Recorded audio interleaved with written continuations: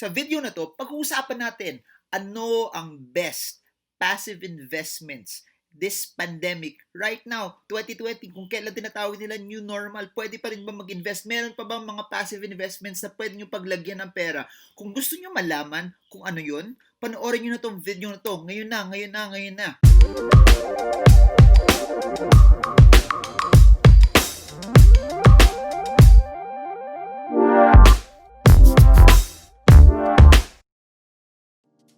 Hi everyone! So, nandito na naman tayo para sa isang podcast at ibabalik ulit natin yung Tagalog Challenge. Kung napanood nyo yung video na huli kong linabas, madami nag-enjoy dun sa Tagalog na video, kaya gagawin natin ulit. Paulit-ulit natin gagawin to hanggat hindi kayo magsawa na matuto dito. At kaya ginagawa ko itong mga videos na to kasi pangarap ko lang turuan mas madaming Pilipino para mag-invest. So katulad na nakita nyo sa simula ng video, pag-uusapan natin kung ano yung best passive income investments right now. So before that, yung question na to, yung topic na to, nagsuggest sa atin, galing naman Rome, Italy, si Lisa Marie Legaspi. So ito ang kanyang question.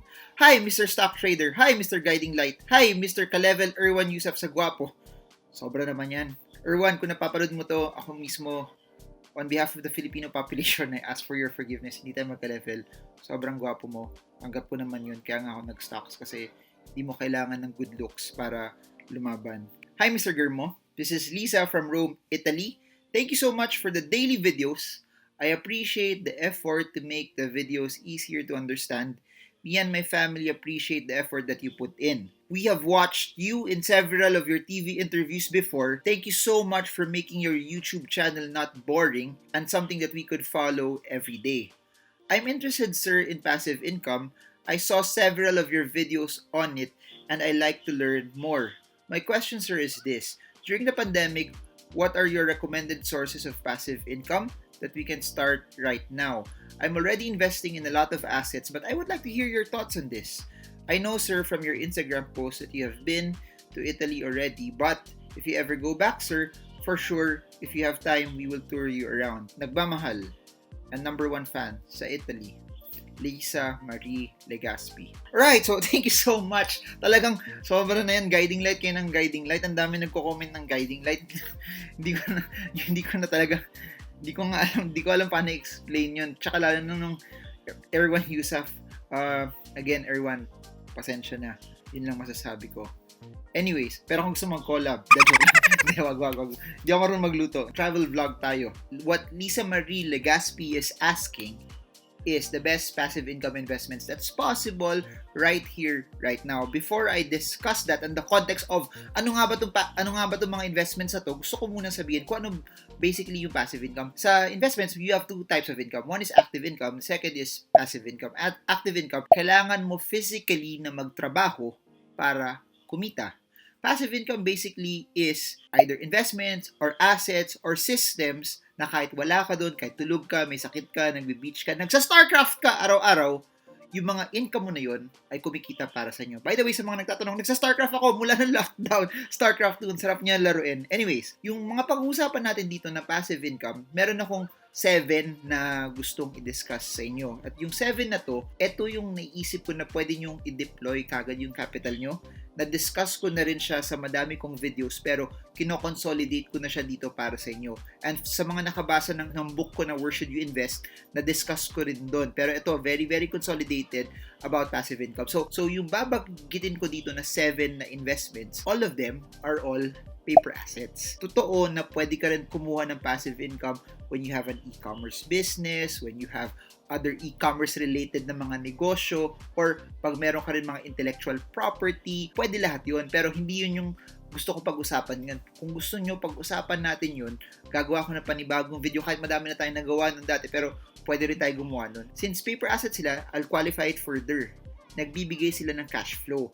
Kasi meron naman din mga investments na paper assets na passive. Pero the way nakikita ka, kailangan mo ibenta or may capital appreciation that the only time na mararamdaman mo yung kita mo is pag binenta mo. Similar pag bumili ka ng condo, kung yung condo mo binili mo 5 million tapos 12 million na yung value na, hindi mo naman siya mararamdaman hanggat hindi mo ibenta yung condo eh. Hindi mo mararamdaman yung 12 million na yun until flip mo, binenta mo yung condo to a specific price na gusto mo. So, tatanggalin ko muna dito yung mga investments na kailangan mo ng capital appreciation or meaning, kailangan mo muna ibenta para kakumita. Katulad ng ibang mga kilala, may basketball cards, may mga Funko Pop sila, may mga Bear Bricks, may mga paintings, may mga Rolexes, pwede rin yun. Kasi meron lahat yun capital appreciation. Pero ka-quantify ko ulit kasi kaya ako to ginagawa din kasi nasa YouTube to. So madaming tao makakapanood nito. Lahat ng mga antas ng society, mga nasa alta de ciudad, and then yung mga nasa lower income brackets, that kung nasan ka man, pwede mo pa rin siyang gawin, pwede mo siyang simulan ngayon. Madami dito, yung in common sa kanila, hindi mo kailangan ng malaking minimum amount para magsimula. And kung hindi ka pa nagsisimula, gusto ko matutunan mo to na mabuti, magkaroon ng confidence ka para after this, makasimula ka na. So yun yung commonality nila. So kung ready ka na, comment below, I'm ready. Comment below, 7 investments. Comment below, simulan mo na Marvin. By the way, before I begin, kakalimutan ko to lagi. Pangalan ko, Marvin Germo, isa akong stock market trader, investor, book author, entrepreneur. Pero, bukod doon, gusto ko share yung mga ideas ko, gusto ko share mga principles ko, gusto ko share mga strategies ko via YouTube. And kung bago ka sa channel na to at gusto mong matuto ng investing, ng stock market, and everything else in between, get more of this by subscribing, hitting the bell, liking, sharing, commenting, smash the bell, in Tagalog, tamaan ng kampana para ma-update ka every time naglalabas ako ng panibagong video sa channel na to. Ngayon, pag-usapan natin isa-isa to, tapos sa huli, gagawin ko, since 7 to, ira-rank ko siya in terms of different categories. Yung ranking ko in terms of safety, sino yung pinaka-safe sa kanila? Sa dulo yun. Ano pa, ira-rank ko din in terms of sino may possibility na pwede kang mas kumita also. Then lastly, also ira-rank ko siya in terms of pinakamahal hanggang pinakamura na minimum amount. Ngayon, isa-isahin natin siya. Ano yung mga 7 investments yun? Number 1, dividend-paying common stocks. Bakit ko siya gusto? Bukod sa totoo sinabi ko may cash flow, pwede rin siya magkaroon ng capital appreciation eh. Panoorin niyo yung video kahapon tungkol sa Globe na pwede kayong kumita ng capital appreciation pero hindi lang yun. Yung flexibility niya na pag bumaba yung stock, pwede mo makuha na mas mataas yung dividend yield mo. Kaya kung yun yung laro mo, hanapin mo, sino yung stock na maganda? Bukod doon, sino yung mataas na dividend? Bukod doon, mura ba siya ngayon? Kasi pag magandang company yun, maganda yung dividends niya, tapos bagsak presyo niya, yung dividend na pwede mo makuha mas mataas. Number 2, retail treasury bonds. Bakit ko to gusto? Guaranteed eh. Yung government mandated, basta government bond, that they will guarantee it, they will pay for it. Kahit anong mangyari, they will always pay for it. So, kukumpara mo, mas malaki yung pwede mong kitain sa retail treasury bond kaysa sa time deposit.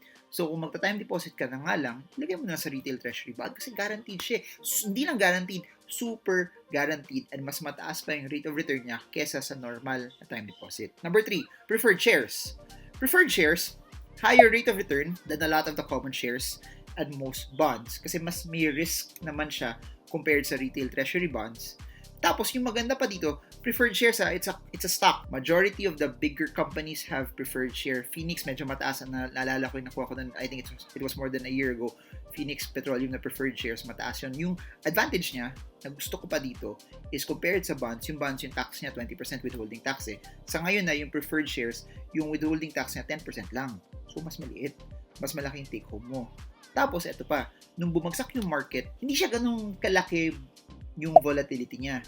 So, what kept me also na knowing may expected return ako was yung cash flow na nakukuha ko doon.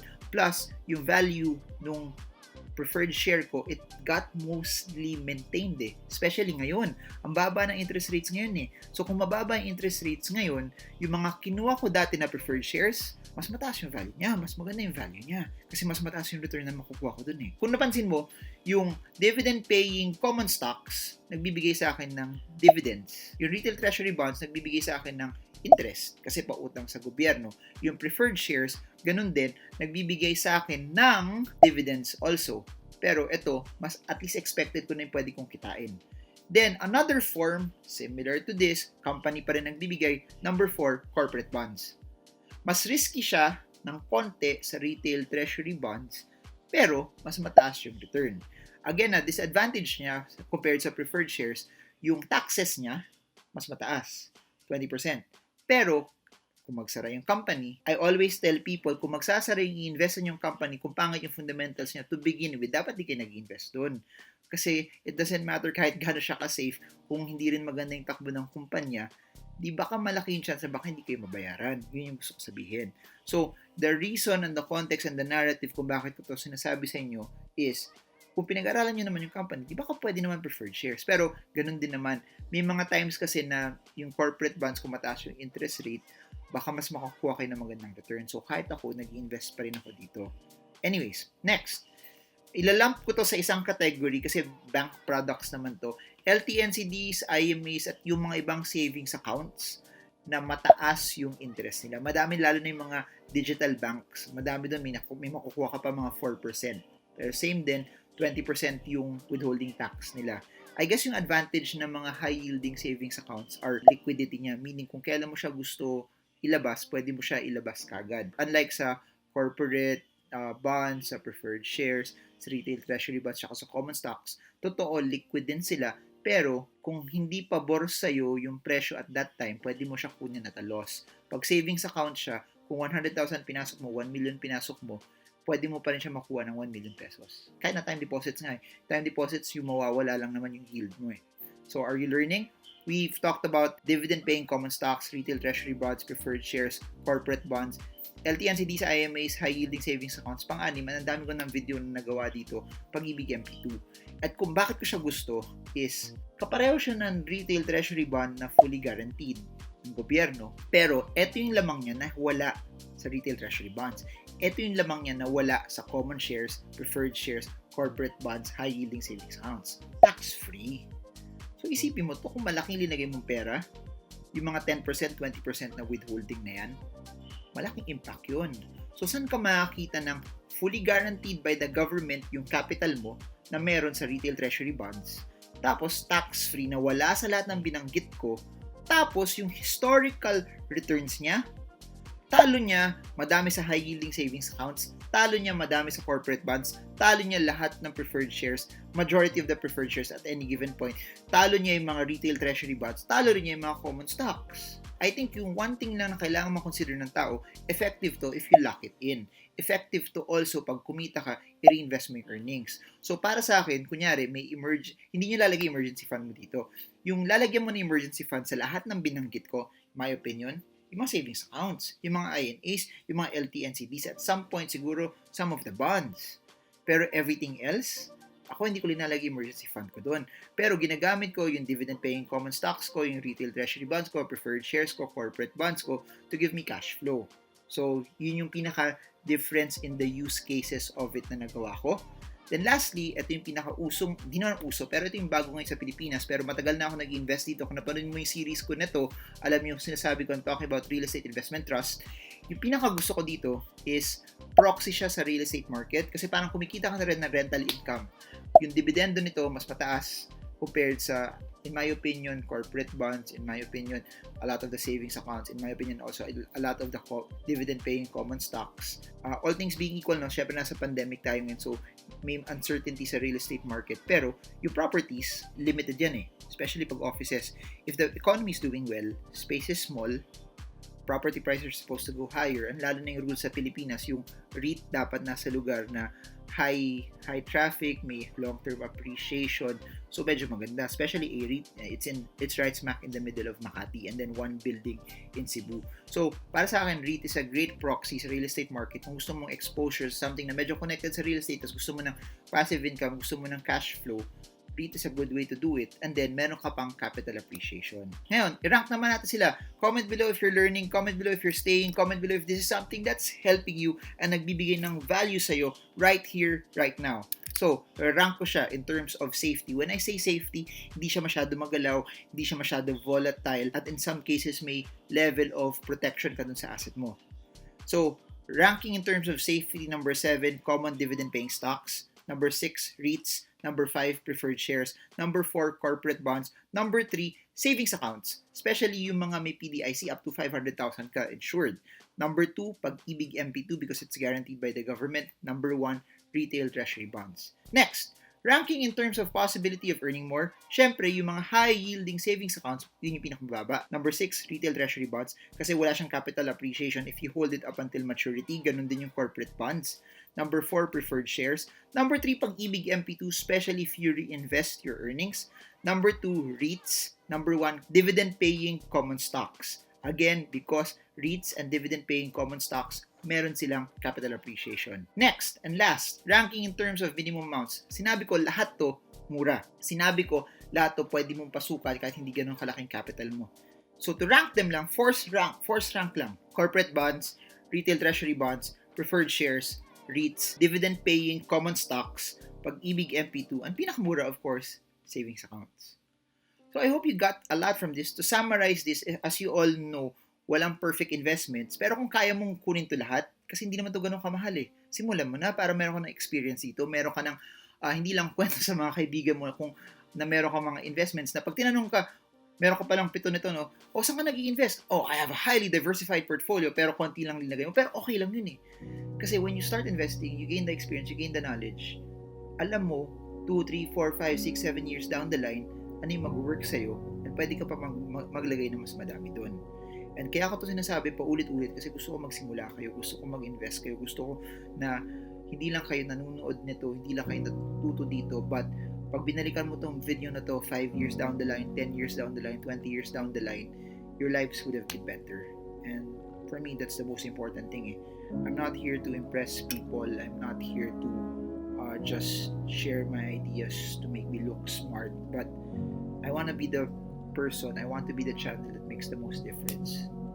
I want to be the one that lives of Filipinos are better because of this channel. And I really do, I sincerely do, I want your lives to be better. So I hope you start. I hope this helps you because this video would mean nothing if you don't do anything. So that's it. That's what we discussed. I want to know, put it in the comment section. Among what we talked about, i-rank mo din sila. Ano yung pinakagusto mo in terms of preference? Dividend-paying common stocks, REITs, preferred shares, corporate bonds, high-yielding savings accounts, Pag-ibig MP2, or retail treasury bonds. I want to know. Put it in the comment section. If this is something that's helping you, press the like button. If you have other questions, put them in the comment section. If you have a personal question, slide a DM over Instagram and we're gonna make videos on top of your questions as well.